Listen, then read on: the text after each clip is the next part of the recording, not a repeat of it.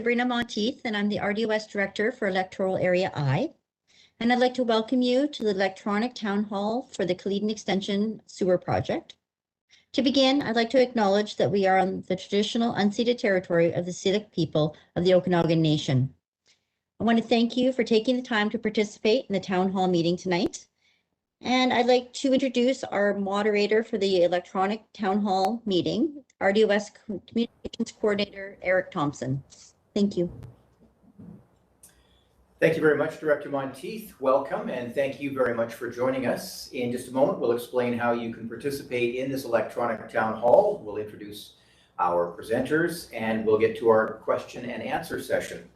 Primary objective of the Kaleden Extension Sewer Project is to replace the existing septic systems with a community sewage collection system and connect into the wastewater treatment facility in Okanagan Falls.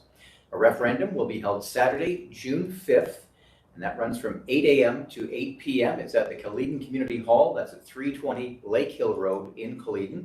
The advance voting will take place Wednesday, May 26th from 8 a.m. to 8 p.m. at the Regional District Office. That's here at 101 Martin Street in Penticton.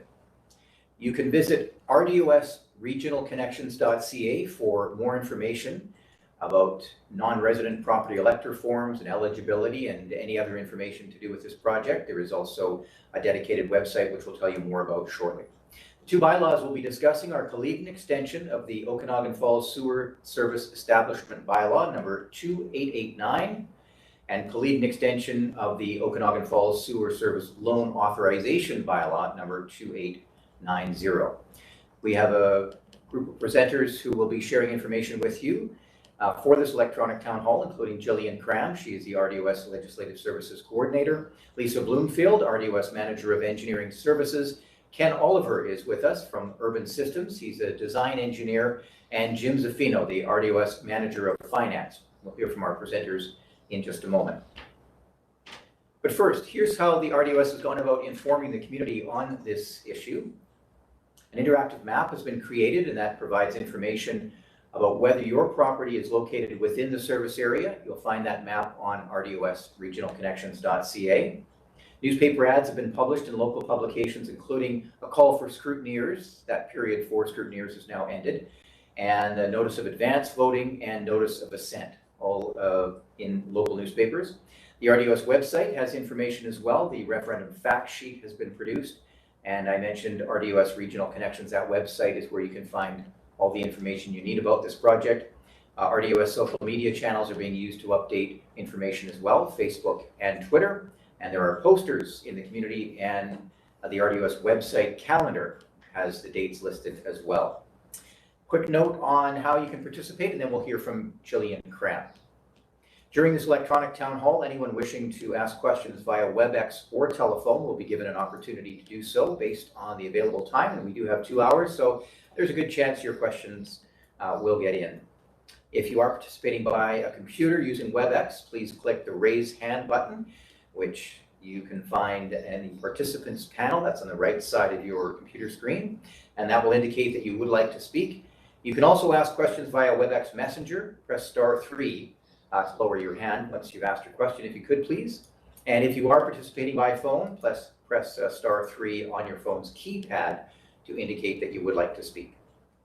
Having indicated that you would like to speak, you'll then be placed in the queue and invited to join the electronic town hall. Now, with more on the referendum process, Jillian Crown joins us. She is the Legislative Services Coordinator for the RDOS. Jillian? Thank you, Eric. Danny, do you have my slides? I'm just going to take a moment to talk about the legislative process of the referendum, also called an assent vote. There are 3 voting opportunities that an elector can make use of. One is the mail-in ballot process. Advance voting day is Wednesday, May 26th from 8 to 8, and that's held at the RDOS office here in Penticton, 101 Martin Street. And general voting day is Saturday, June 5th from 8 to 8 at Kaleden Community Hall on Lakehill Road. So you may vote as a resident elector in this process if you are 18 years of age or older, a Canadian citizen, a resident of BC for at least 6 months, and not disqualified from by law for voting in this election. And you must be a permanent resident, so this must be the place that you call home. You might qualify as a non-resident property elector. Those would be folks that are 18 years of age or older, Canadian citizen and a resident of BC for the last 6 months, not disqualified by law from voting in this assent vote process, and they're not entitled to vote as a resident elector. And further, they have to be a registered owner of property within the proposed service area for at least 30 days. They can't be holding, the individual can't be holding the property in trust for a corporation or other trust. They must have received the consent of the majority of owners on title to vote on behalf of the property. And they can't also vote as a resident elector. And they can't vote in relation to any other property. So you can only vote once. So as I mentioned, you might qualify as a resident elector if your property, if where you live is located within the service area. Your permanent residence is the one that you would declare on your taxes, that you would tell someone in Ottawa, this is where I live. It's the place that you return to on a regular basis the majority of time. You are not eligible to vote as a non-resident property elector if the property is registered in a company's name. And you're not eligible to vote if you're holding the property for a corporation or in trust. Now, as I mentioned, one of the opportunities to vote is by mail-in ballot.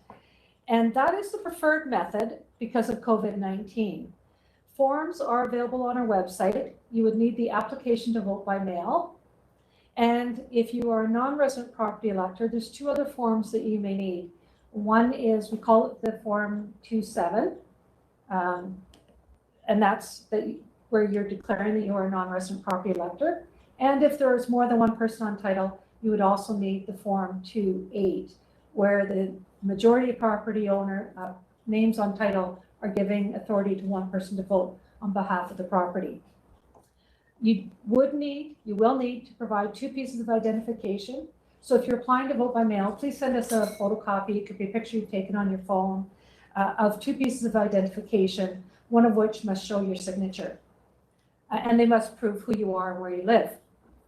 As well, if you are voting as a non-resident property elector, we would ask that you provide something that shows that you are tied to that property. So even though you may live somewhere else, what ties you to this property? Do you have a utility bill, a notice of assessment from BC Assessment, something like that, that we can see that you are in fact tied to this property. If you choose to vote in person at either the advance vote or on general voting day, May 26th or June 5th, we ask you to be aware that we will have COVID precautions in place. So the process may be a little bit slower than it might have been at other times. You will be asked to provide a verbal oath instead of a written oath, as well as all the necessary forms that you need. And they are available on our website. They're available in our office, and we can certainly help you with securing those forms if you're having any difficulties.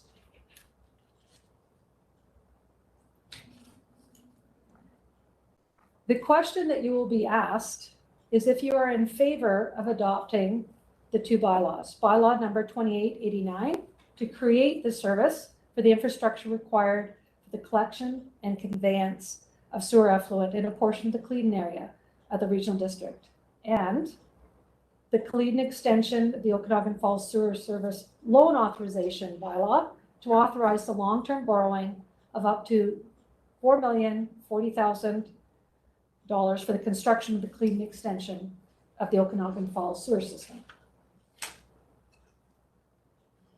The results of the voting will be released the following day on the Sunday. We will make that notification via an information release, website, RDOS Facebook, and then official results will be released the following week, just a few days later, in accordance with legislation. And if you have any questions, please don't hesitate to contact me or Christy Malden. We'd be happy to answer your questions.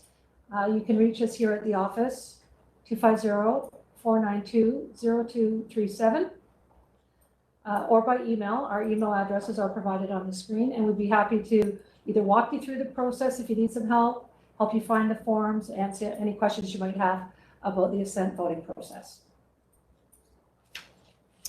That's it, Eric. Great. Thank you very much, Jillian. Now, Lisa Bloomfield will join us. She is the RDOS Manager of Engineering Services, and she has prepared a slideshow. She'll provide more information about the project itself, and then we will hear from our other presenters as well. We have Jim Zaffino here, who can answer any of your questions regarding any of the financial implications, financial considerations, and Ken Oliver is with us as well from Urban Systems to answer some of your questions. But now over to Lisa Bloomfield. Lisa. Great. Thank you very much, Eric. Yeah, thank you to everyone joining us tonight to discuss the Kaleden extension of the sewer to Okanagan Falls. There's very similar things to what I presented on April 13th at the town hall meeting, but I have added some additional clarifications, and I have removed some slides that can still be seen if you wish on the April 13th recording. All right, so what I'm going to talk about tonight is basically go through the pre-design, talk a little bit of details about that, some of the specific infrastructure, a little bit on the initial sewer area, capital costs, O&M costs, and next steps. So the pre-design, I'm going to start with this, and this is the main report that goes into the layout for the sewers in the community, outlining the initial service area. It was completed in April 2020, and it's almost about 400 pages in length, 17 appendices, and there's a list of some of the appendices there: environmental assessment, archaeological, various drawings, a lot of technical memos.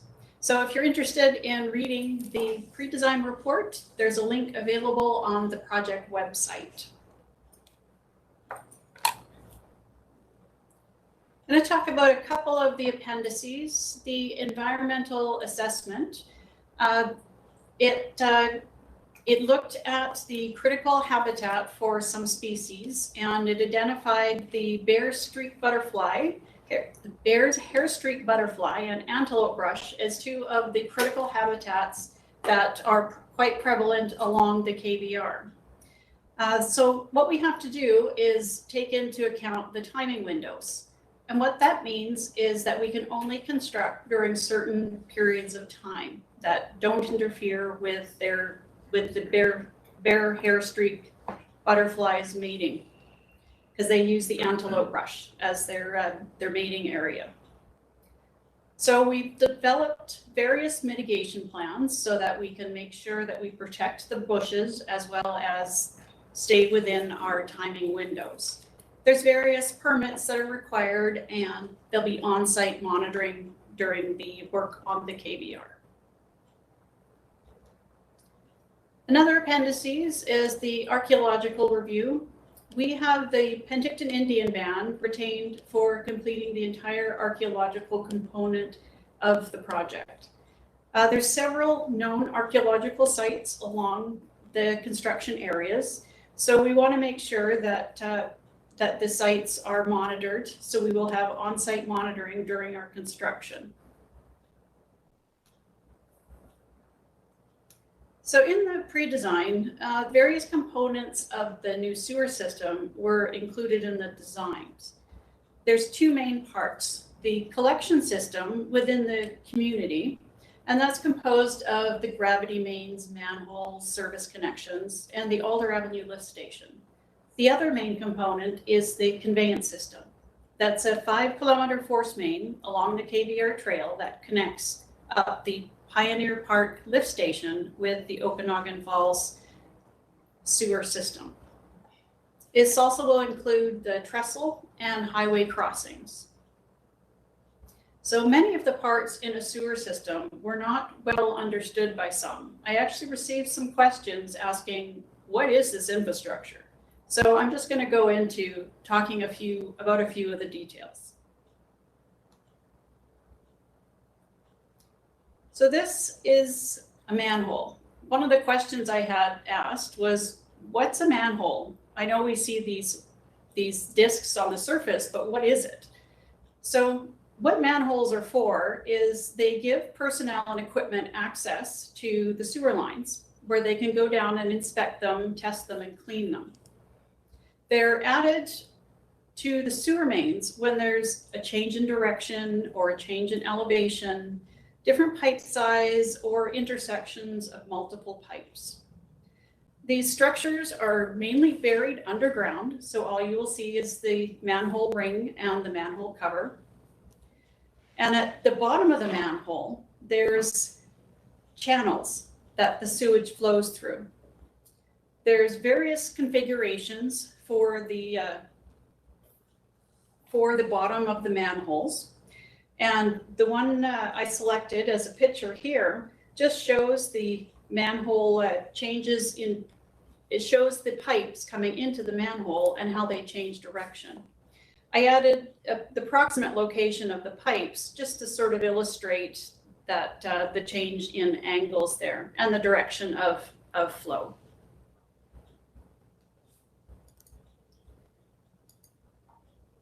So I also had a question on gravity sewers. People are wondering, well, what are gravity sewers? What's the difference between just a regular pipe in the ground? So the short answer is they are pipes that are under atmospheric pressure, which means that it's everything that flows in it is not under pressure. And this is very different than water systems, for example, where the water is pushed into homes and to structures under pressure from the various pumps. So the gravity main is not pressurized and no energy costs are required to move the sewage from higher elevations to lower elevations. So when installing gravity mains, it's imperative to achieve a slope of the slope of a pipe to keep the sewage moving fast enough. And the illustration there on the right shows that the connections coming into a gravity main are typically done a lot of the time from the top or towards the side and top. And this is so that the wastewater doesn't flow back up into the connections.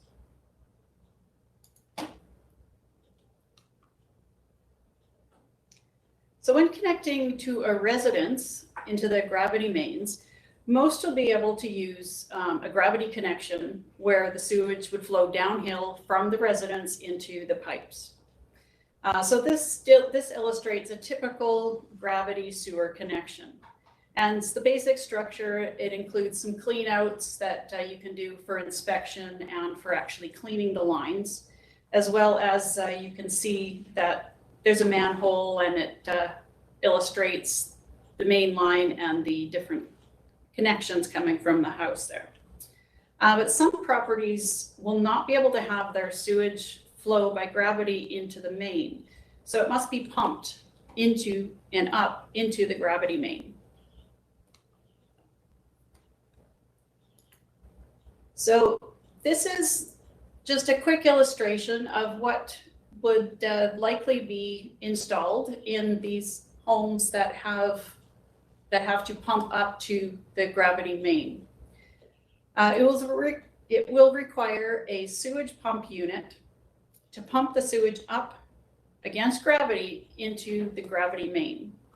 So there's many different types of pumps, and the RDOS will work with the consultant and homeowners to determine which pumps would be recommended for different properties. And the photograph on the right of the slide there illustrates a typical access hatch for a pump a pump sewage system there. So that would be all you would see on the top. The rest of it would be buried underground.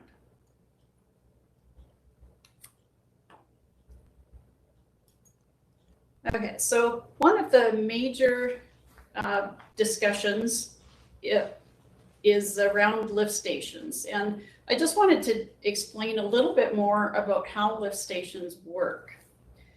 So the lift station pumps the wastewater through a pressurized pipe known as a force main, and it conveys wastewater up to a higher elevation where it continues in a gravity main.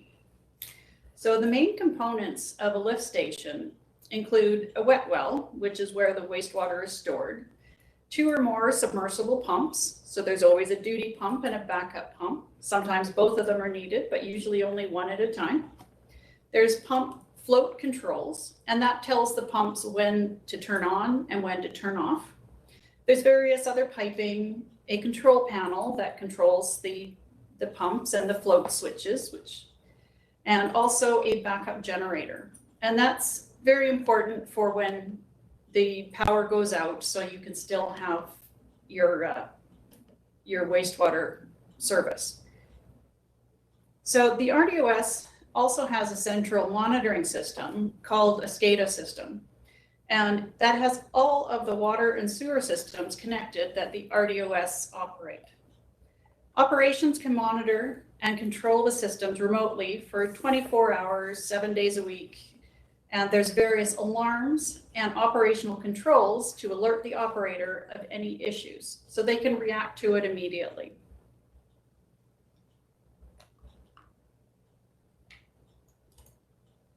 So with lift stations, there are many things that go into the design of the structure itself. These include minimizing the space or what's above the ground, making sure we include remote monitoring, odor control, the types of pumps, the backup generator for power outages, as the aesthetics and landscaping, as well as the overall safety for the public and for operations. So there's a couple of these design features that I'm going to expand on a bit. So odor control in lift stations. Odors are mainly generated from the sulfur compounds that have a rotten egg smell, sulfides and hydrogen sulfide. So these compounds are formed typically because the bacteria in the sewage have used up all the available oxygen and the right conditions are present. So this can typically occur when the sewage is stagnant for too long, or the slopes of the gravity mains are too flat, so the sewage doesn't move fast enough to scour out the slime layer that builds on the pipe. And it sits there just too long. So there's many different ways of treating the odors, including chemical additives to stop the generation of the hydrogen sulfide, and activated carbon filters where the chemical additives don't make sense to include. The activated carbon filters rubs out the odors so that no odors escape from the top of the tank or lift station or the manhole, depending on what they're installed on. And I've got a couple of examples there just showing some of the activated carbon filters. So some of the other aspects for lift station design is noise and aesthetics. So it can be achieved for noise minimization by keeping with the submersible pumps, because sometimes you could put the lift station pumps above ground, but we'll be keeping the pumps submersible. So they'll be at the bottom of the lift station wet well. And we also want to look at the level of sound dampening needed for the backup generator. But another question I've been asked is, well, what could the lift stations look like? Well, this is where the importance of aesthetics comes in and how well it fits into the environment. So we want to minimize the footprint by just putting in what is needed and use different methods to blend with the surroundings. Colors and materials, vinyl wrapping, and landscaping. The photograph here I found on the internet that shows a class did this at a school and wrapped one of the electrical utility boxes. So vinyl wrapping is a great way to make infrastructure look more appealing and showcase something from the community, or simply make it less conspicuous in its location. And also the benefit of vinyl coatings is that they are graffiti resistant, not proof, resistant. So at least removing the graffiti is much easier. Here's a couple of examples of some smaller lift stations and what would be above ground. These are ones specifically in Penticton. One's along Lakeshore Drive and the other one's on Wilson Avenue. And it's expected that the lift station at Alder Avenue will likely be something very similar to these.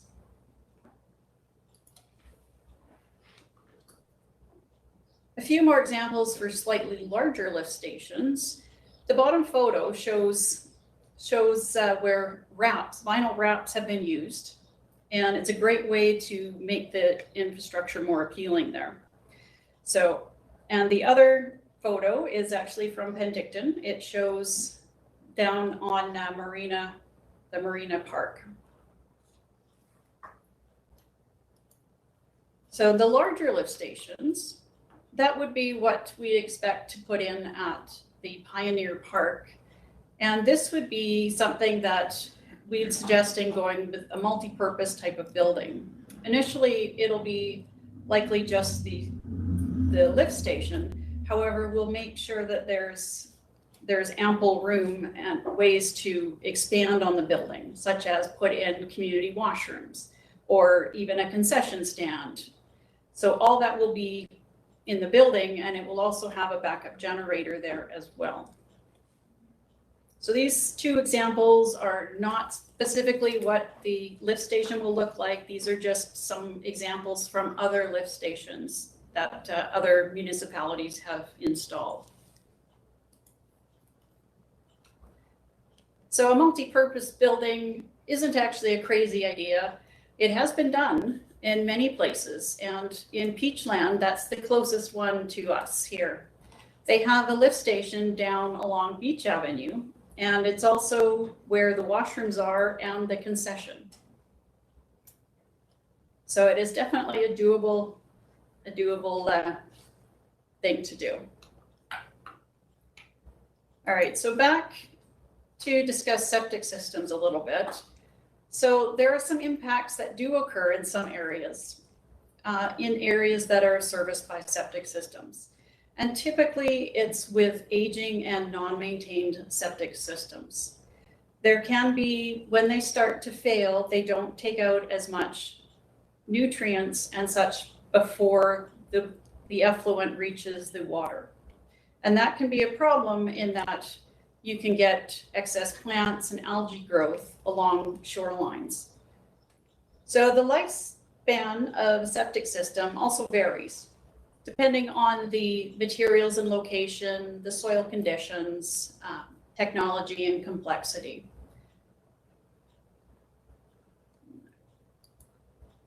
So to go into a few benefits of community sewer.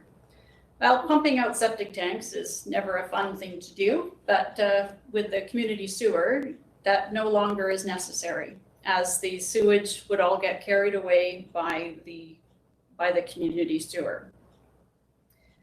All of the sewage collected gets highly effective treatment at the wastewater treatment plant at Okanagan Falls. And it's a tertiary treatment plant, which means the effluent that comes out is near drinking water quality. Another good benefit is it opens up potential for property uses, such as more gardens or landscaping, maybe some parking or a storage garage, swimming pool, or even home addition. So, and this is all as permitted by the local zoning and building bylaws. But having the septic system removed, the large leach system and the tank does allow for some extra potential for property, for uses on your property. So when the pre-design work was underway, an initial boundary was made surrounding the lots that would be available to connect to the sewer. And when the layout was being determined, there were many factors that we considered.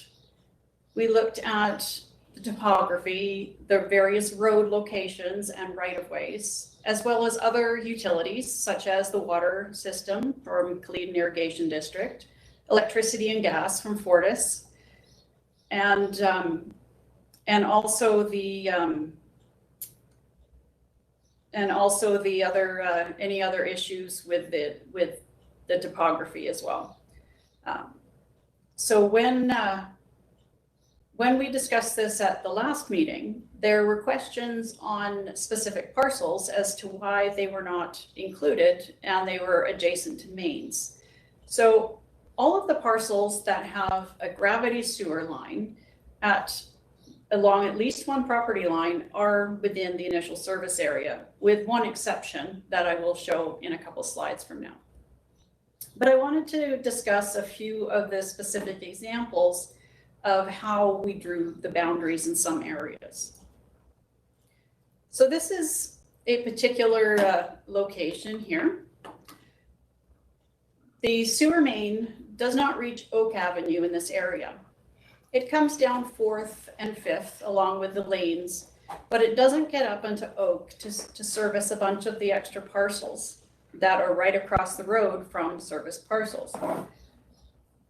So to access those parcels on the west side of Oak, we would have to add about another 250 meters of gravity main in order to connect in those properties. And that amount of extra gravity main is outside of our available budget right now with the pre-design. So there will be opportunities to look at this section on Oak Avenue when we consider expansion areas within properties being added into the service area. This is definitely one of the easy areas to add into the sewer system.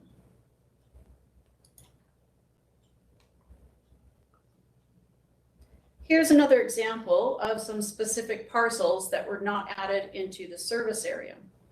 These 3 highlighted lots along Pineview Drive could be included as a simple expansion, but the owners have to receive a private easement from their adjacent neighbors to convey the sewage down to Pine Avenue.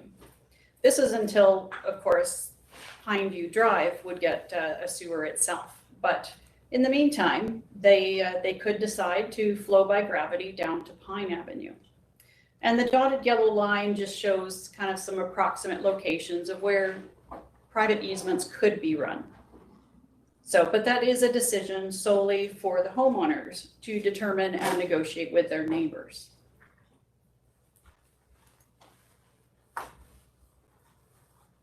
So this is one example of the lot that has the gravity main running alongside it, but it's not included in the service area. The property is at 133 Maple Avenue.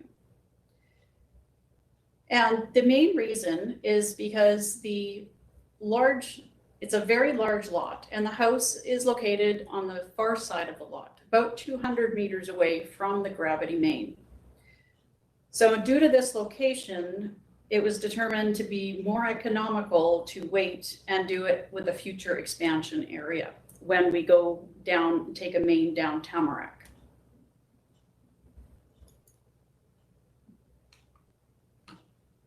So there was also questions in regards to the properties along the force main on the KVR.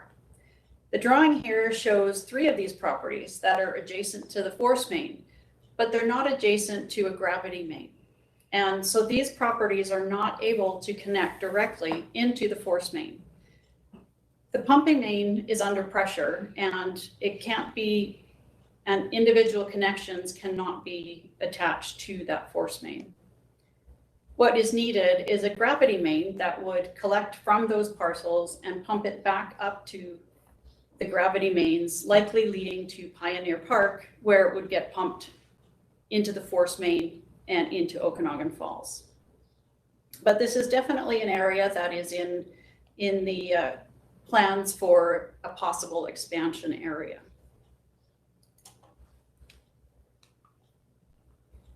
So there's been a large number of concerns over development and how it would impact the community.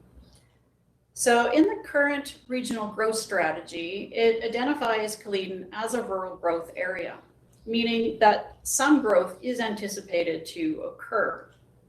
To address concerns over how and where growth can occur in the community, the RDOS will begin a local area plan for the community of Kaleden if the project moves ahead and we start detailed design. This action is supported from the Electoral Area I OCP bylaw, and there's a few things where it encourages a broader range of housing opportunities and ensures the vision and the broad goals of the community are still achieved even with expanding development.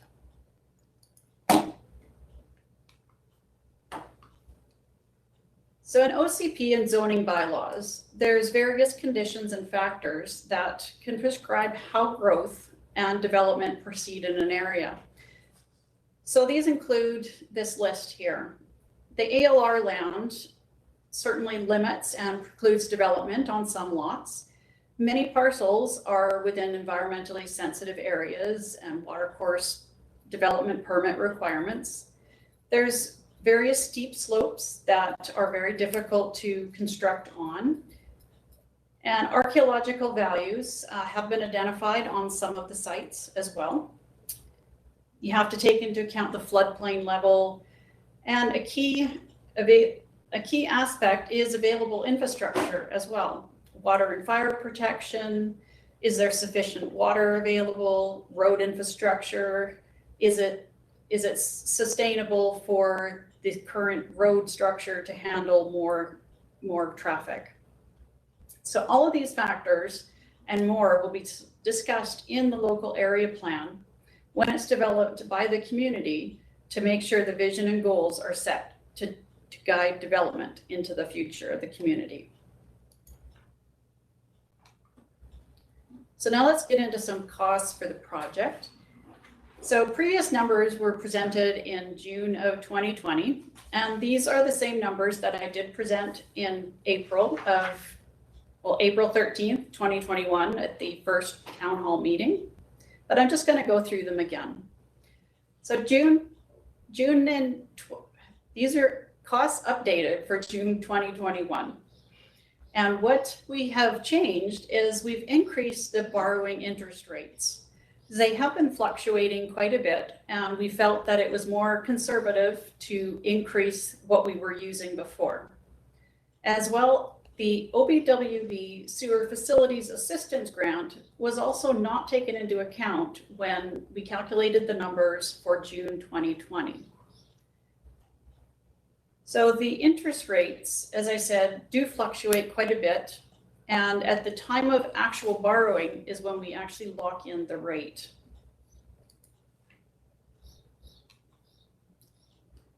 So in order to do capital cost estimates, we have to make various assumptions when calculating it out. It's really important to be realistic and present a representative number. So all parcels within the service area, we've calculated them out to be about 150. And the way we're presenting the numbers is we're assuming that we're going to use the maximum grant and we're going to borrow the maximum available amount. So this would give the project total cost at just over 10.2 million. The MFA debt amount that we're using to estimate or to calculate out the costs now is 2.99% interest. This differs from the 2.58% that we used previously. As well, we're including the Ovwb Sewer Facilities Grant in our calculations. So those were the assumptions that we made in calculating them out. So this table here it explains out the different components.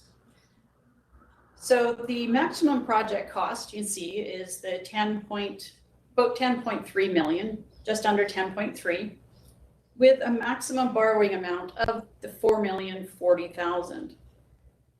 So the way that the debenture works is we borrow a certain amount of money, and every year for 30 years, we have to pay the same amount back. And in this case, based on the 2.99 for 30 years, every year, the community would have to pay $216,541. Now, with the annual OVWB Sewer Facilities Assistance Grant, that is a reduction of $32,851 each year.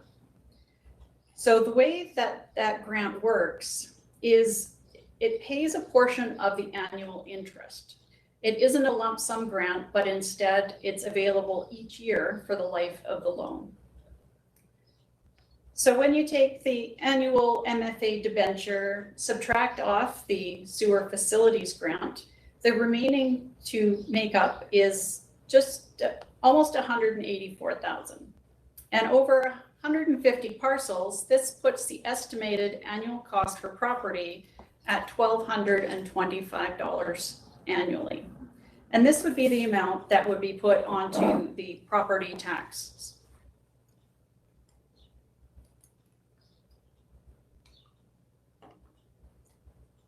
So, as with some other large capital projects requiring borrowing, there will be two options for paying the capital cost for a parcel. The one-time payment of about $27,000, or the annual debt payments for 30 years at 2.99% interest at $1,225 a year. Now, if for some reason no additional parcels came in and that amount stayed the same for 30 years, then the total would be almost $37,000 in total. But that's not what we anticipate occurring. So what about the time frame for parcels? It's recommended that each parcel connect as soon as the main is in the area. The primary issue will arise from an operational standpoint. It's from the lack of sewage coming into the system if the connections are prolonged over a long period of time. There's a long force main from Kaleden to Okanagan Falls, and it's better to have higher flows to prevent the sewage sitting in the line and creating increased level of hydrogen sulfide gas. So this increase in hydrogen sulfide increases the risk of odors from the system. So the response we would have would be to add more chemicals to the system to mitigate this situation and decrease the amount of hydrogen sulfide being produced. So in addition, moving the sewage frequently out of lift station wet wells is also very, very desirable in order to reduce time for the potential hydrogen sulfide production. So at this time, the RDOS has not set a mandatory time frame for parcels to connect. This will be brought forward to the board for discussion at a later time. In the discussions with wastewater and financial specialists, times between 1 to 5 years are recommended for mandatory connection times. So also there will be a provision in it that will include a mandatory connection if any part of the septic system fails and you're within the service area. So the proposal will be brought to the board for likely a 2 or 3 year time frame, and I will outline any criteria for exemptions or required actions.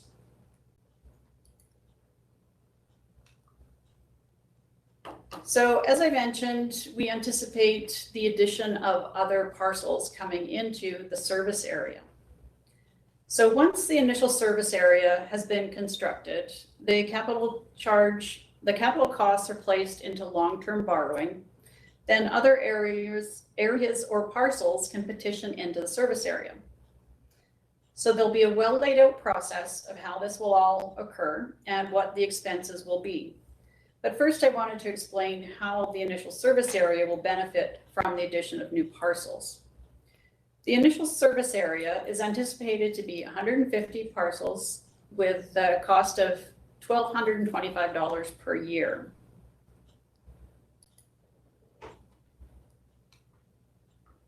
To illustrate how the addition of new parcels will impact the cost in the initial service area, I'm going to put in a couple of examples. Now, these are not specific to any area. This is just an example to demonstrate how the annual cost can change over time when new parcels are added. So let's say that a second service area is brought in of 30 parcels. I don't know what the time frame would be, but this is just for demonstration. So the new parcels that would come in, and there would now be a total of 180 properties to split the annual capital charge from that initial service area. And now split over 180 parcels, it amounts to just almost $1,100 per year, $1,081 per year. So that's what the initial service area people would be paying. The second service area that just connected would be paying that, as well as any new capital costs involved in connecting their service area into the initial service area. So looking at a bit further here, so if we add another service area, another 20 properties, then the total connected parcels would then become 200. So the cost for the initial service area parcels would then further reduce, and the annual capital charge for the initial infrastructure remains the same, but now it's split out over 200 properties. And that would equate now to $920 per year for the initial service area capital costs. The second and third service areas would be paying that as well, plus their new capital costs to connect into the sewer, into that initial service area. So one thing to note is that any parcels that decided to pay the capital cost in one lump sum, instead of selecting the borrowing route, will not receive refunds as new parcels connect. All right, so one thing I wanted to just show here, this is just a simple demonstration, or just a simple addition. This is a schematic of what it would look like for the different payment options. So the capital costs with the borrowing, and you can either select payment option 1 or payment option 2. And then the annual debt payment would reduce as more parcels enter the service area. So 150 parcels, it would be $1,225 a year. 200, it would be $920 a year, and it would continue to decrease as more parcels came into the service area.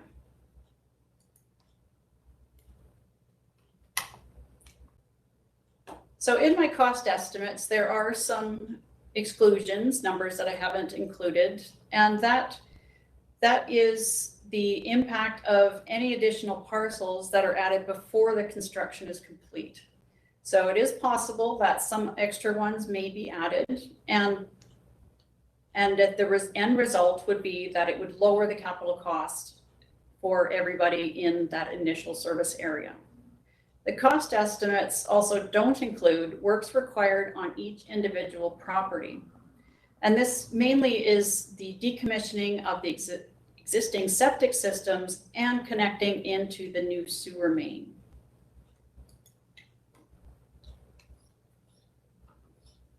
As for the work required on a parcel, this is a brief listing of some connection requirements for the parcels.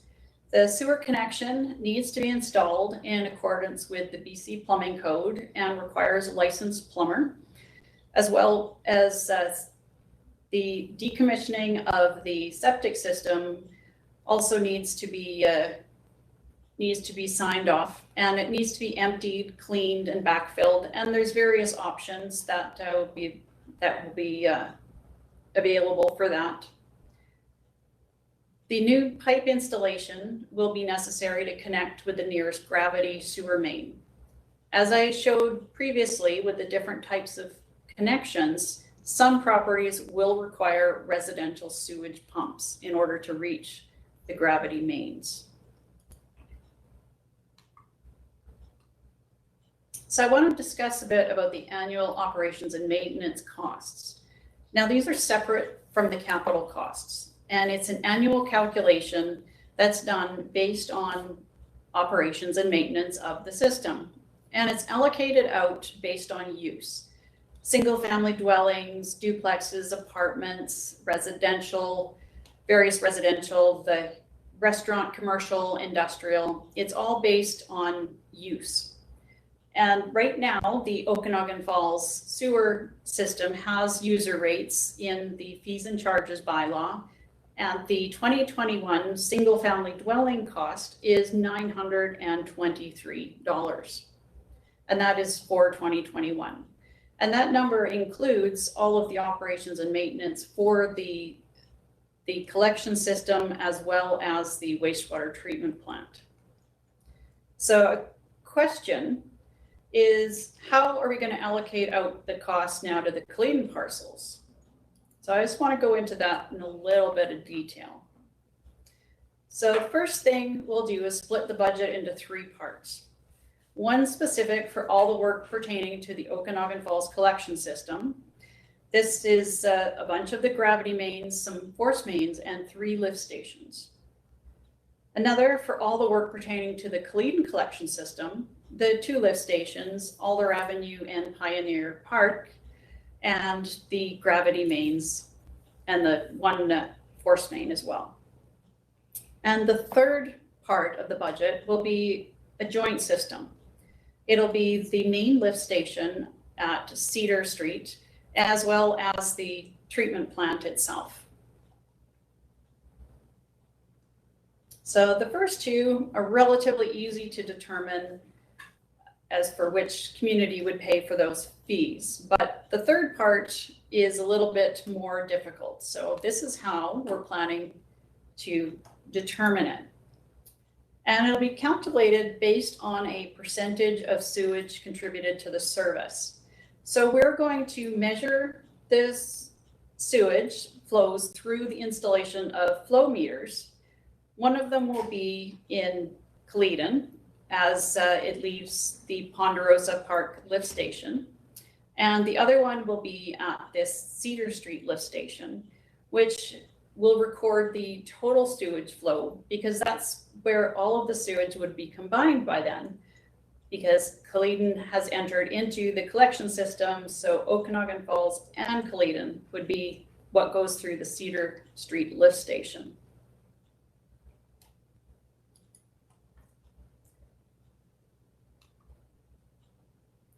So just to graphically illustrate it, the total sewer service budget will include all of the different costs. And then it will be split out into Okanagan Falls collection system, the Kaleden collection system, and then the joint part of it. The joint system and the wastewater treatment plant operations and maintenance costs will be put out by percentage on how much sewage has been generated in each of the communities. And that was what will make up the total user costs for each of the areas.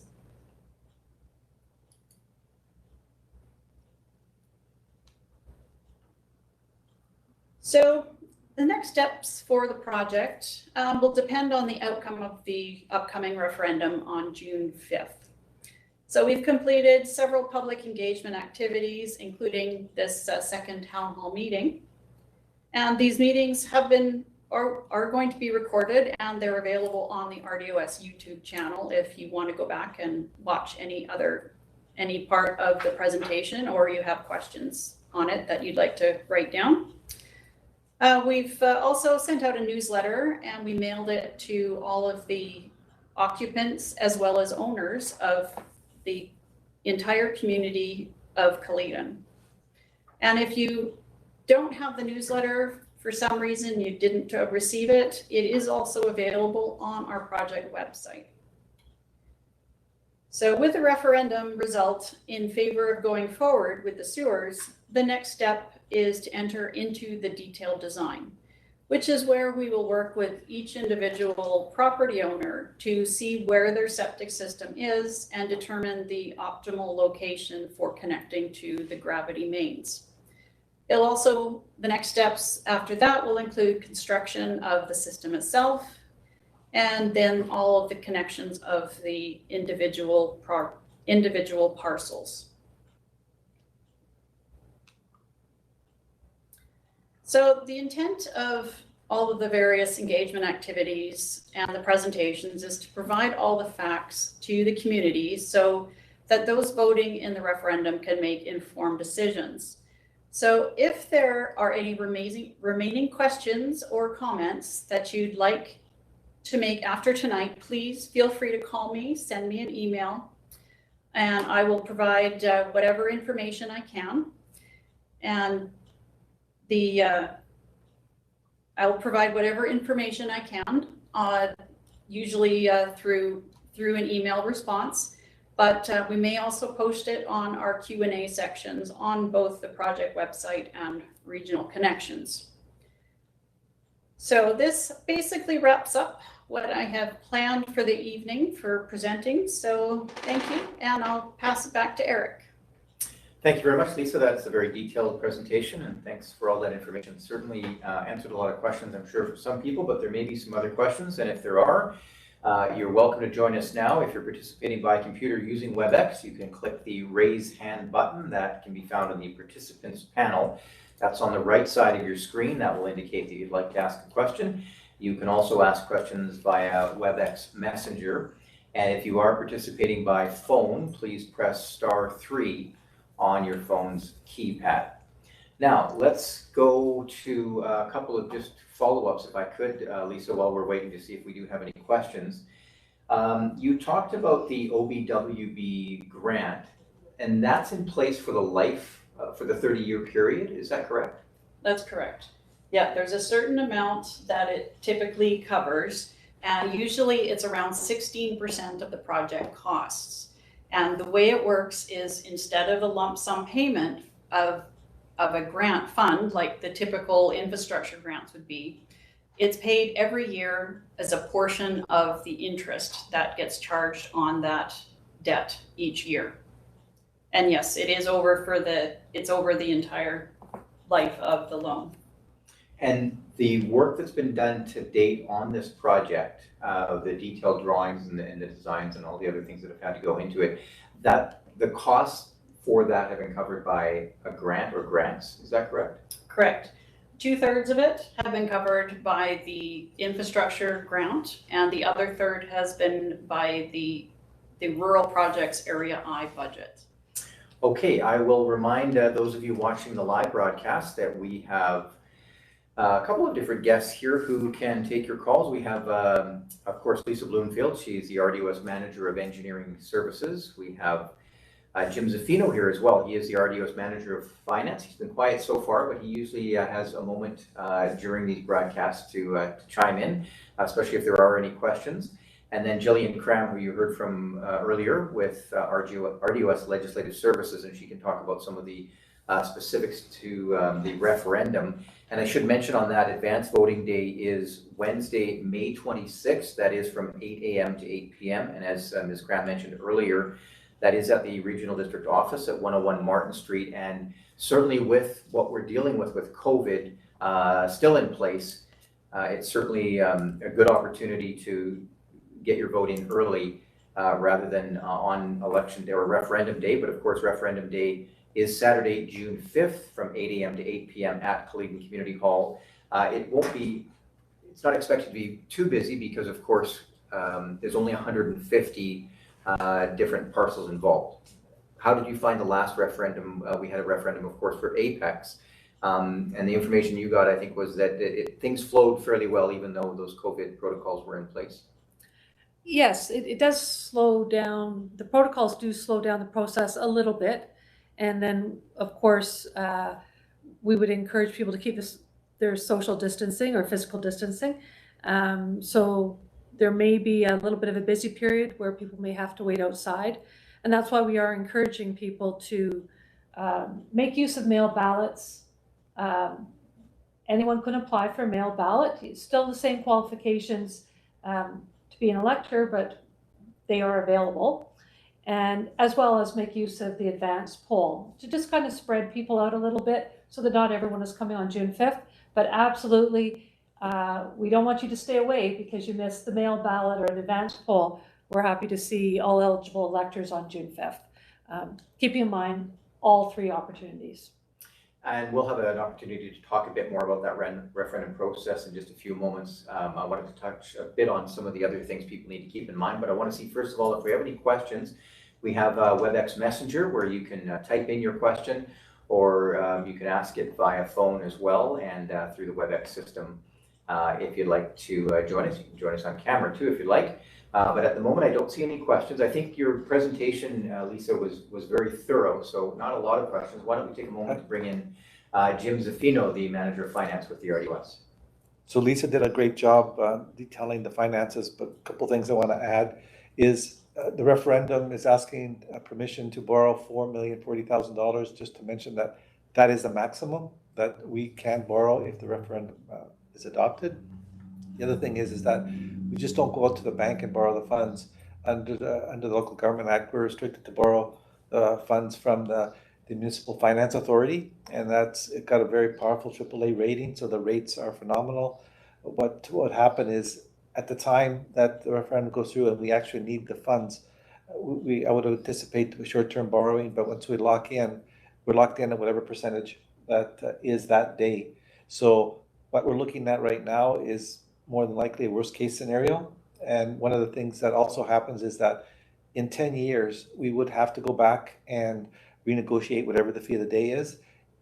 And 5 years after that, what I personally do, and I would hope the organization would continue doing it, is you look at the rates that the Municipal Finance Authority is at in 5 years, and if it's lower than what you've got now, you go back and renegotiate.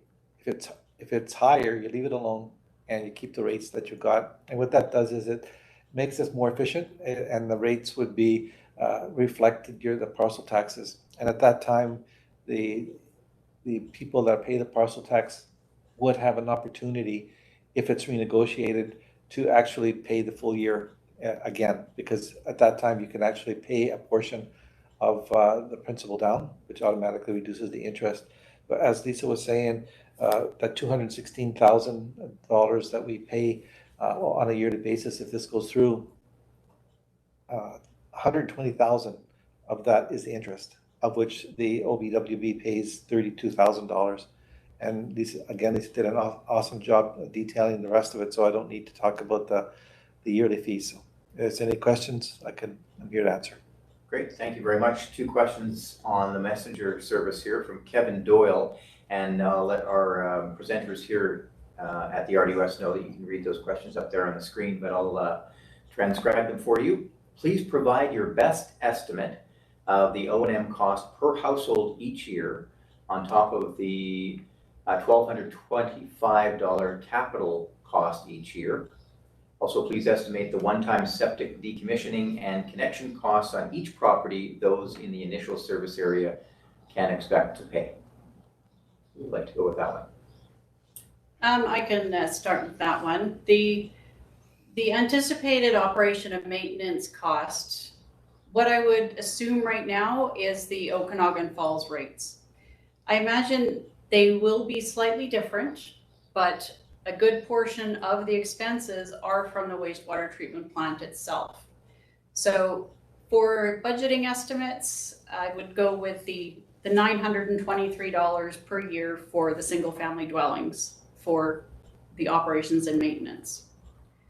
As for the work on parcels themselves, it's very difficult to provide an estimate because every parcel is a little bit different, depending on the length of pipe that has to be installed, the types of material in the septic system and the leach field. So I don't have direct knowledge of what some estimates would be. I don't know if our consultant, Ken Oliver, may have some experience with some of that. Ken, would you like to jump in on I that? just contacted a firm locally here that has been in the business for quite a while. And my recollection was about $4,500 per connection. And Ken, I'm going to interrupt you there just for a moment. We can't hear you very well. I'm not sure if you're close to your microphone or not, or if you're having a reception problem, but we can't hear you very well. So we'll ask you just to maybe readjust if you can and just start that again if you can. Again, the question was about septic decommissioning and connection costs for properties. If you can give us a ballpark from what you understand. Is that better? Can you hear A me? little bit better. Yeah. Okay. I contacted a local firm here in Kelowna that has been in the business for many years, and their estimate for a typical property with limited amount of restoration in terms of landscaping, block walls, asphalt or concrete driveways, ran around $4,000, $4,500. Sometimes the homeowner can reduce that by doing their own restoration if they want to go back and restore the sod. Any landscaping that they might want done would bring that cost down. The other thing that can happen is if you get a number of neighbors together on a block, and they can sit down with one firm and negotiate together, then a lot of the mobilization and demobilization costs are spread out over a greater number of individuals. But as Lisa pointed out, it's really dependent upon what's on that lot, how difficult is the access, what are the surface conditions, what are the ground conditions, they're all going to vary. What I would suggest, and I think we provided a guideline to the regional district in our pre-design report on how to go about getting connection done, still get at least 3 quotes from reliable contractors that have done this kind of work before. Got a pretty good confident number that you can go with. That's a really good point that you bring up, Ken, is if someone has those quotes, but they don't know what the range is and what seems to be acceptable, where could they get that information from? Is that something where they could contact, say, Lisa, and then she could forward it to you? Or what would you recommend people do to make sure that they know if they're in the right ballpark, so to speak, on those quotes? Well, I'm sure there's firms in the Kaleden area that do this for a living, and it might be worth it to give that firm a call and see what numbers look like, or whether they're comparable with what I received from the contractor here in Kelowna. Okay. There was a second question. Thank you very much, Ken. There was a second question from Kevin Doyle. Please explain under what circumstances the $27,000 capital cost might increase to $36,000. I can. Yeah, you can both do it. You go ahead. Yeah, the 27,000 is the capital cost without any interest, which means if somebody has $27,000 sitting there and they want to pay the entire amount, they can, and they don't have to pay that annual borrowing. This 36,000 was calculated out if the $1,225 was paid every year for 30 years. And that would be what the 36,000 is. The $1,225 is a mix of both the principal and the interest that has to be paid on the loan. And if you take the $4,040,000 that we're asking to be borrowed and divide it by 150, there's your $26,933. Yes. Okay, thank you very much. So again, if you'd like to ask any questions, we have WebEx Messenger, and then we also have, you can ask a question via phone as well if you'd like the audio version. So a couple of things I wanted to jump in on while we're waiting to see if we have any other questions. Lisa Bloomfield, you talked about the vinyl wrap, and I thought that was kind of interesting because it just makes it look nicer in the area, and it, as you mentioned, is graffiti, what was the term used, resistant. How would you go about deciding, and this, again, I'm getting into the weeds here, but we have a moment, so I think I will. How would you go about deciding what those images were? Is that something that there could be potentially a local contest, or you could get some of the schools involved in, because it seems like a fun project? They can be, definitely, and it's one of those fun projects that the director would likely want to be involved with, and maybe the local school or the parks group in Naramata, where we did a generator wrap at the main raw water pump station. It's quite a large generator. And what the area director did is work with the Naramata Museum, and we put old photos all around the generator. It looks really neat, and it showcases a history of the Naramata village. And in West Bench, we decided to put a wrap on our generator there as well at our pump station. And what it is it's a scene of grass. It's the all native grasses that are sort of it looks like tall grass, so it helps blend in with the surroundings as well. So there's lots of different opportunities and things that could be done. A contest would be a great idea, but I think that's something that the community should get to decide. So on the other side of that, we don't want to presuppose anything. There is a referendum, of course, taking place. We have the advance voting day, May 26th, and then the referendum itself on June 5th. What if the referendum fails? What would the process be from there then? Is there a chance that this comes back? What are you looking at that in that case? If the end result is that the project will not move forward, then we'll basically close out the project and make sure all of the information is available on our RDOS website. But then we would contact the grant, the ministry, one of the provincial ministries, and we would discuss sending the grant back. We wouldn't be able to proceed with the project without the support of the community. Okay, I want to go back. Well, it looks like we don't have any questions just yet. We do have a full 2 hours, so we have about 45 minutes left if you're watching this live. If you're watching on YouTube, watching the taped broadcast, we'll call it, you can certainly ask questions. As Lisa mentioned earlier, you can contact the RDOS through the RDOS Regional Connections webpage. But I want to go over to Jillian Crown for just a moment. There are a few things that always come up during a referendum. There's some paperwork involved. There's some ID that you need. Can you just give us a quick overview of what people should keep in mind when they come in either to the advanced voting day or on referendum day, as far as any identification they need or any other documentation? So you're required to provide 2 pieces of identification, one of which must have your signature, and the 2 pieces combined must show that you are who you say you are. So a lot of people like to use their driver's license because it has photo ID, which isn't required, but does have photo ID, their address, and their signature. So it kind of encapsulates everything that you need. But you also need a second piece of identification. Some people use a bank card, their passport, utility bill. We see a variety of different pieces of identification provided. The other thing that you would need is, if you're voting as a non-resident property elector, something that ties you to the property. So a utility bill or a notice of assessment. As well as, I'd mentioned 2 forms earlier in the evening.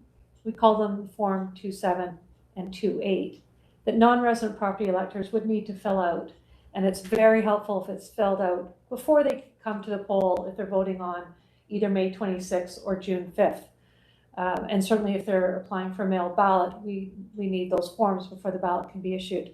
And those forms are what is required to say, I'm applying to vote as a non-resident property elector, and these people are on title, and the majority have decided I can be the person voting as the non-resident property elector, because only one person can vote per parcel as a non-resident property elector. So when you walk into the poll on either the 26th or the 5th, we would expect that you would have 2 pieces of identification.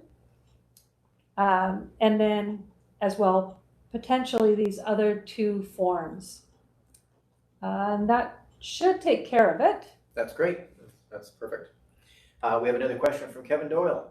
Kevin would like to know if we can please clarify the 1 to 5 year mandatory connection requirement for property owners. Lisa.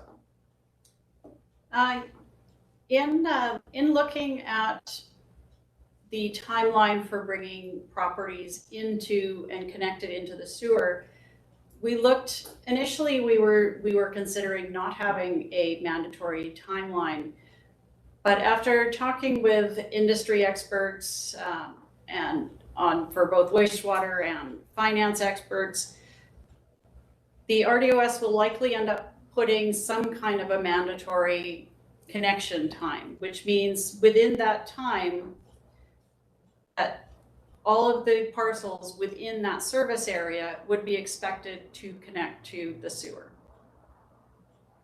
But like I said as well, we don't have a set timeline at this point. It'll be something that the RDOS board will need to set. So the board will set that. Yes, I'll bring recommendations forward based on the research that I've done and what other municipalities have done, and it'll be up to the board to decide what that amount would be. All right. So if you do have any questions, I'll remind you again that you can ask a question via WebEx Messenger. You can use the phone as well. And at this point, we don't have any other questions. So I'm going to just keep asking a few more questions here and give those watching an opportunity to weigh in. Any of our panelists who would like to jump in as well, feel free. I think we'll take a moment here and go to Ken Oliver, who is with Urban Systems. And Ken is a design engineer. Ken, you've put a lot of time into this project, but worked on similar projects as well. What are some of the biggest challenges in putting a project like this together where you don't really know if it will go ahead? Because of course there's a referendum that has to go ahead first. You really have to just do your due diligence and put the time in. You do, and I think the main thing is you have to bring this project to a level of detail that you've covered off all the little bits and pieces. We separate these projects into, it's sort of their little elemental components, and then we attribute estimated costs to each of those elements. For this project, we brought in a very qualified contractor that I've worked with over my 30 years or so in the Okanagan. Help us with preparing estimates. We had Okay, I think I'm going to jump in there. We seem to have a bad signal, Ken. I think we're in the middle of what has happened many times before with COVID. Sorry, what was that again? Sorry, Ken, I'm going to interrupt you there. We have a bad signal on your end, I believe, but we're getting a lot of breakup here. Okay. We're getting a lot of breakup on your signal. So it may be the internet connection, I'm not sure. So we'll just have you stand by if you could, and if we have any more questions directed your way, we'll bring you in, but I think we'll go back to the room here and the panelists. Yeah, during COVID, I've been on many WebEx meetings and other platforms, and sometime during the meeting you'll get that where you can't hear people or the internet breaks up and we have to just soldier on. So we'll go back to our room here and our presenters, and Jim Zaffino. I'd like to bring you in for just a moment again, Jim, on some of the numbers. The fact sheet that's available on RDOS Regional Connections has the numbers in there, and Lisa Bloomfield talked about them earlier. The maximum project cost and the borrowing amount, number of properties we know are 150. Are there any other parts of that you'd like to weigh in on while we have an opportunity here on the costs and the costs that residents can expect? Well, just that, as stated, for the $4,040,000 is the maximum. If the project's done under budget, that'll be reduced the parcel tax. So that's important to note. So as I stated earlier, the numbers that have been quoted, as far as we're concerned, we're hoping is a worst case scenario, and that it would be better, first of all, if the interest rate drops and we're using a higher rate than what it is right now. Just so that's how it should be done. Is we'll give you the worst case scenario, and then we will charge the actual cost, which would be the best case scenario. So that's something we do our due diligence on that, and we look at the Municipal Finance Authority rates and make sure that there's no surprises. And right now, because mainly I would assume because of COVID, but the rates are exceptionally low. This is the time to borrow. And if this project's done in the future, there's a danger that we won't get a grant and the interest rates will be higher. And I've been involved in this services, installing services like this. In fact, 1,400, not 150. And in all cases, the rates were substantially lower than what we originally quoted. No guarantee, but it is always the opportunity that can be lower. And it's important to note too, the loan authorization bylaw specifies the amount that can be borrowed, and that's a maximum. There's Yes. no leeway on that. There is no leeway on that. That's always the maximum. So you have to do your homework. And we have an engineer here that's awesome, and she's done her homework. All right. I think what we'll do here is, as we are live, we'll go till about 7:30, and then I think if we don't have any other questions, we'll take a break. And if anyone joins us late who would like to join us, we can come back to answer any questions. But we don't want to belabor the point here if there are no other questions. I think what we did, Lisa, and this is probably a good time to talk about that, is we had a town hall on April 13th. You had another presentation. I know your new PowerPoint presentation had even more information, but I think you've gone about answering as many questions as possible. You've had some other office hours, you call them, so presentations via WebEx and over the phone during the week, and you had an opportunity to answer some questions, but you didn't really have a lot of questions. I think the information's out there now. It's really a matter of just getting down to the vote. So if there are questions that we haven't heard yet, then someone's being shy and not asking. But I think you presented a lot of information. There certainly is a lot to consider, and if this project is to go ahead, the greatest amount of work is really still ahead of you and the team that's going to be working on this project. What would we be looking at if the referendum pointed to continuing on with the project? What would that look like then? What would the process of building this out look like? Sure. With a successful referendum showing that we want to move forward, then what we would do is we would start working with Urban Systems right away and get the detailed design on track. And that would be a significant amount of discussion with each and every property owner within the service area. And this is where we would get into the very fine details of exactly where all of the mains are going to be run. And once we do that, then we will go to construction. And we're anticipating hopefully late 2022, mid 2022, we can at least start on components of it. It really will depend on the available timing windows for installation in some sensitive areas. But the construction is planned to be completed in 2023. So we would be moving right along, and it would, as you said, most of the work is still ahead of us. So would the work continue right through the winter? Yes, it would. Okay. Yeah. You talked about the regional growth strategy for Kaleden. That would be if the project is going ahead. Is that correct? The Kaleden local area plan would be part of our detailed design. And yes, it would only go forward right now if the referendum pointed to moving the project forward.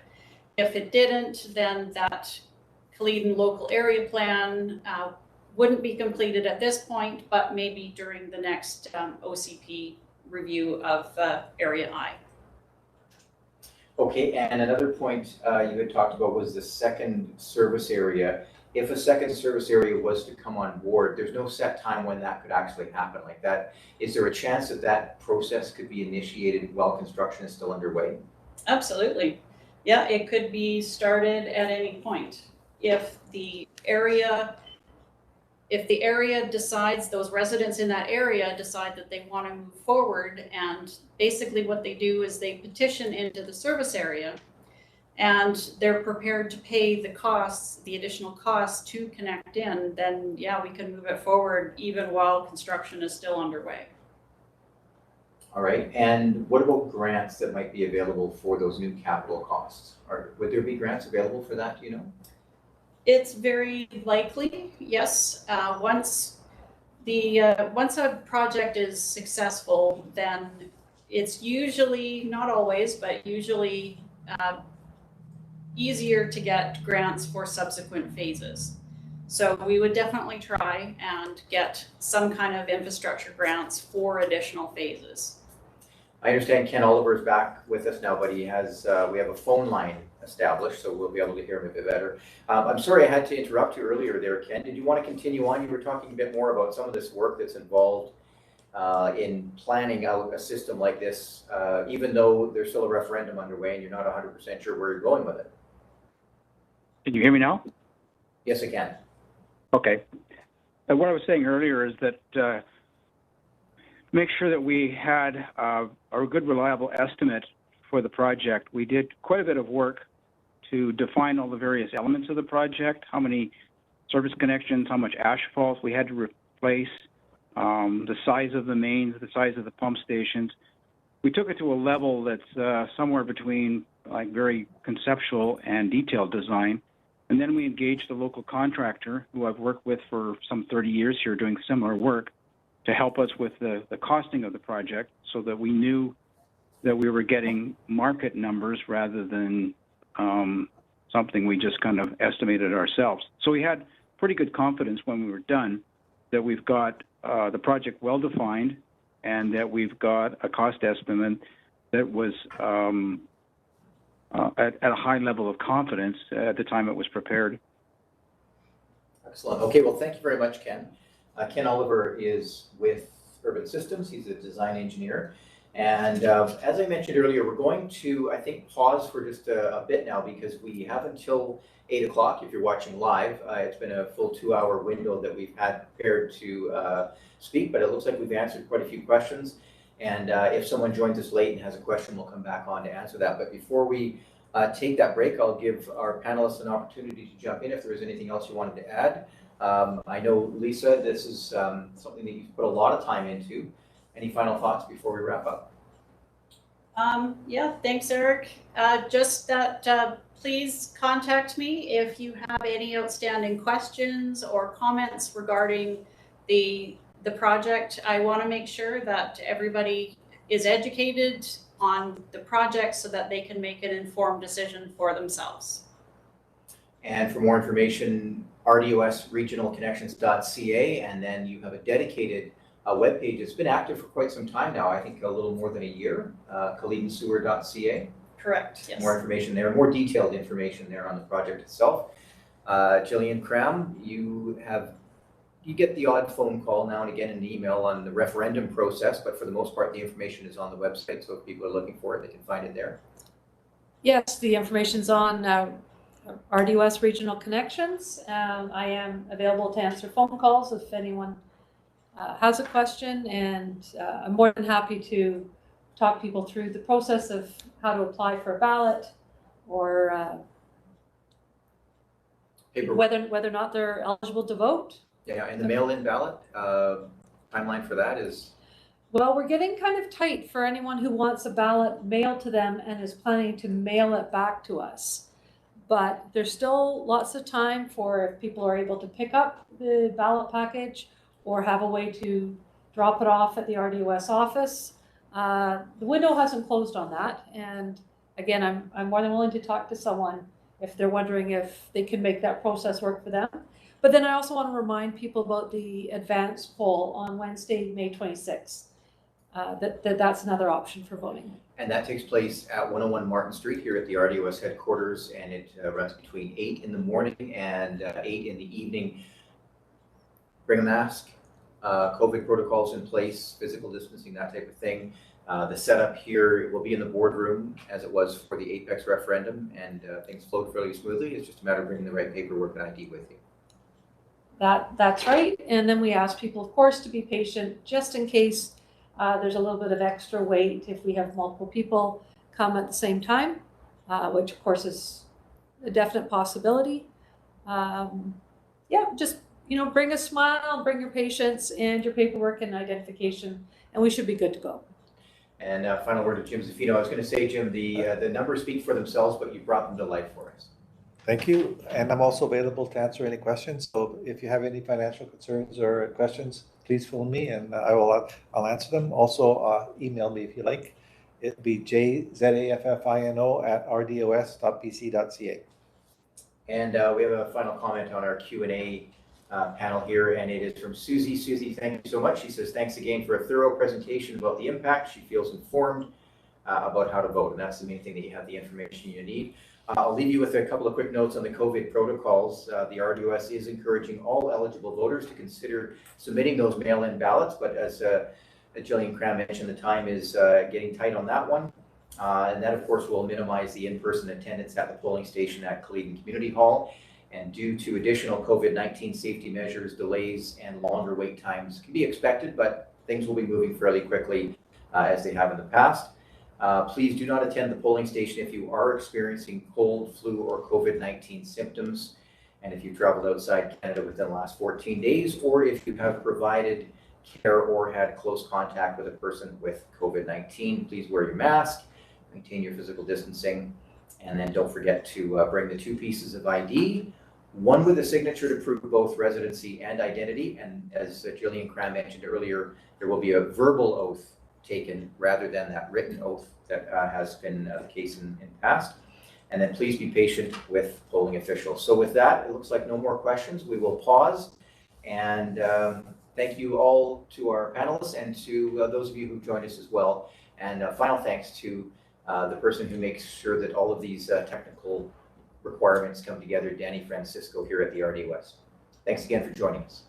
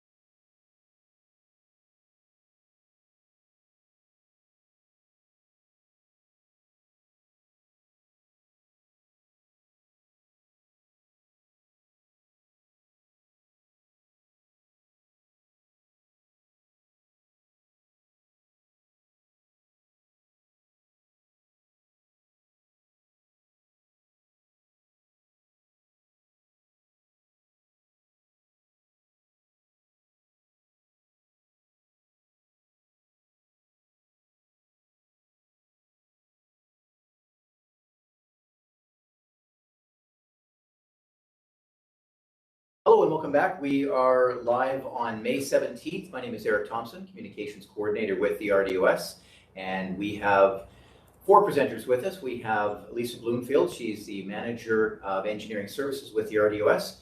We also have Jillian Crown, who's the Legislative Services Coordinator with the RDOS. RDOS Finance Manager Jim Zaffino is here, as well as Ken Oliver. Ken Oliver is with Urban Systems, and he's also a design engineer. And we took a short break there. We didn't have any questions for a bit, but we are back now, and we have a question via WebEx Messenger. And the question is from Barbara Patterson. If I'm in the service area, and if the referendum goes through, am I right in thinking that my taxes are going up $1,225? And further, if I don't connect, do I still have to pay the O&M costs as well? That's the operating and maintenance costs. Or does that only apply when I connect? And I think we will go to Lisa Bloomfield first of all on that one. All right, thanks, Eric. Yes, your taxes will go up by the $1,225 for the capital debt repayment. The operation and maintenance costs will only start once you are actually connected into the system. So that's not something you pay if you're not connected.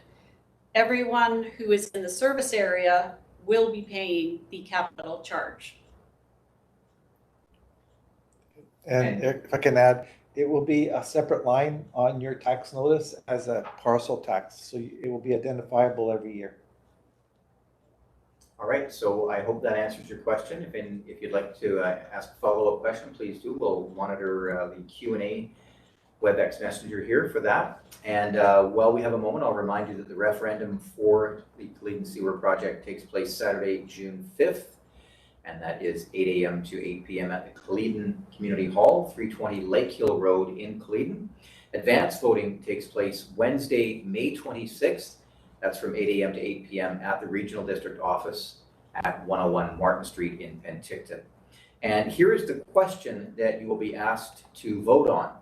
Are you in favor of the Regional District of Okanagan-Similkameen adopting Kaleden extension of the Okanagan Falls Sewer Service Establishment Bylaw number 2889 to create a service for the infrastructure required for the collection and conveyance of sewer effluent in a portion of the Kaleden area, and that's of the Regional District. Kaleden extension of the Okanagan Falls Sewer Service Loan Authorization Bylaw number 2890 to authorize the long-term borrowing of up to $4,040,000 for the construction of the Kaleden extension of Okanagan Falls sewer system. Barbara Patterson on WebEx, another question. I am concerned that I have recently put in a new and expensive septic system. I am concerned that I will have to upgrade to the sewer, paying sewer fees and having to decommission all my septic costs and to pay for connection as well as all the costs involved with the sewer. This will be highly expensive. What would you say to that, Lisa Bloomfield? Other than it's, I don't really know how to respond. It is unfortunately that new septics are very expensive, especially down near the water. We are going to be looking at the mandatory timeline and the various criteria that would go along with it for when you would have to connect. But unfortunately, the way that we have set the things up right now, every parcel within the service area will be paying the capital cost, whether or not you connect or not. So. Okay, thank you, Lisa. So again, here we are. We got another question. Barbara's got a follow-up for us. Is it mandatory that I will have to connect? Do I have to connect? And we did touch on that earlier. Let's review that part of it then, connecting to the system, Lisa. Yeah, right now we don't have a date set for an amount of time. Industry experts have recommended anywhere between 1 to 5 years of time before it's mandatory to connect to the system. A lot of it has to do with operational issues, because if the sewage flow is not enough, then there's an increased risk of odors being generated, which can increase operations and maintenance costs with the addition of various chemicals to mitigate and to decrease the production of odors. So the amount of time that will be mandatory has not yet been set. That will be going to the board at some point in the future for discussion. So the question there, Lisa, would be if as Barbara said, she's spent some money on a new septic system, that's one of the considerations that you have to look at when you vote, whether you're in favor of this system going ahead or not, and then you have to weigh some of those costs. Long term, having a sewer system like this in place versus using septic, are there savings to having, and I don't want to put you on the spot here because I know this is a tricky one, but feel free to defer, are there some long-term savings to having a sewer system in place versus your own septic or septic system? What I will say is yes, sewer systems will last on average 80 years, where the average septic systems don't. They can have a lifespan of anywhere from 10 years, 20 years, but you'll likely have to replace components of it before your sewer line would ever need to be upgraded or replaced. And we did have, Barbara, it seems you joined us late earlier on, and you may want to review the YouTube video. There was quite a bit of information that was presented by Lisa Bloomfield about this whole project, and Ken Oliver jumped in on it as well to talk a bit about the decommissioning costs. It's difficult because every property is different, but there certainly are some costs associated with that. And knowing that in advance will certainly help you plan for that. Let's talk for just a moment about the fact sheet. So if you go to rdosregionalconnections.ca, you'll find information about this project, including the referendum. And the fact sheet that's there talks about the purpose and the solution. The purpose would be a primary objective of the Kaleden Extension Sewer Project is to replace existing septic systems with a community sewage collection system and connect into the wastewater treatment facility. That facility is located in Okanagan Falls. And the solution for that would be to authorize the regional district to establish a service for the provision of a sewer extension to Kaleden from Okanagan Falls sewer service area, and authorizing the RDOS to borrow up to $4.4 million, $4,040,000. So you'll find that fact sheet with some of the other numbers there. Danny Francisco, who takes care of technology here at the RDOS, has brought up the RDOS Regional Connections webpage, and there you see it there. So all of the information and links you can find there, including the key dates, lots of documents, some notices as well, and details on the mail-in ballot, and the non-resident property consent form, the declaration as well, and some important notes. It can be complicated if there are multiple property owners, but that information is laid out for you. And earlier we heard from Jillian Crown, who talked a bit about that as well. So that's rdosregionalconnections.ca. And remember to bring 2 pieces of ID with you on voting day, of course. As we mentioned earlier, that is coming up on June the 5th from 8 a.m. to 8 p.m. That's at the Kaleden Community Hall, 320 Lakehill Road in Kaleden. Advanced voting takes place Wednesday, May 26th, and that's from 8 a.m. to 8 p.m. at the Regional District Office, 101 Martin Street in Penticton. No other questions at the moment, just a couple of minutes left. And back to Lisa Bloomfield for just a moment. A couple of final thoughts. Lisa, how long have you been working on this project? It's been on and off, this project, probably for the last 10 years. That long? Yes, different components of it. We looked at the initial potential service area. We looked at different treatment options. There's been a lot of work done over the years, but this last amount of work has basically been centered around the receiving of the infrastructure grant from the new Building Canada Fund, it's provincial and federal grant.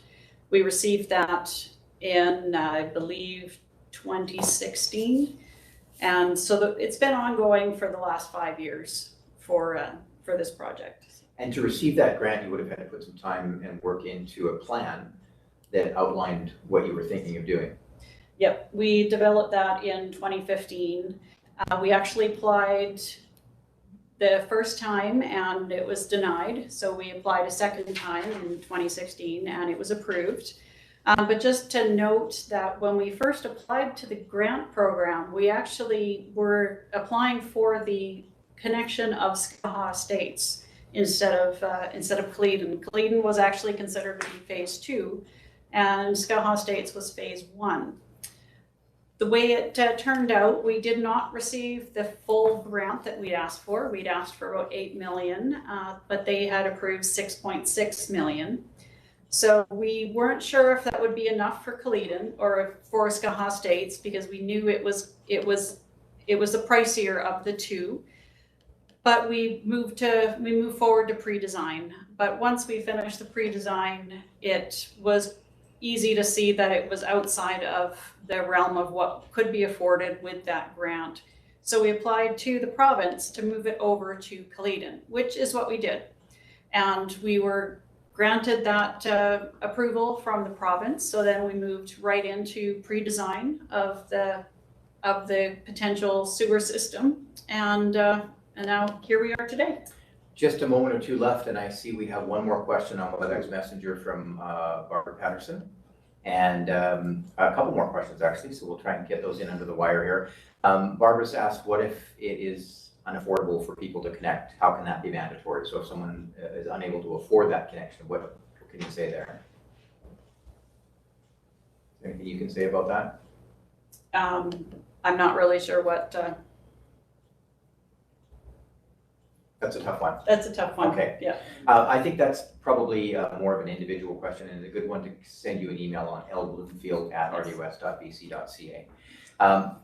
Final note here from Kevin Doyle, the estimate that was provided for decommissioning from Septic and connecting to the new sewer system given was $4,000 to $4,500 on average, and that was just an estimate. What happens if the cost to do so for your particular property is far higher and it's mandatory for you to connect? I think same answer. Same answer, yeah. Difficult to. It's difficult to provide an answer to that. But. Okay, with that, we're going to wrap it up. We are out of time. We thank all of you for joining us. Of course, you can go to rdosregionalconnections.ca to find out more information, but also for some contact information. And you can contact Lisa Bloomfield directly, Jim Zaffino, who is manager of finance, and Jillian Crown, who is the legislative services coordinator. And thanks to our guests. Thanks again for joining us, and we'll wrap things up now. Have a good night.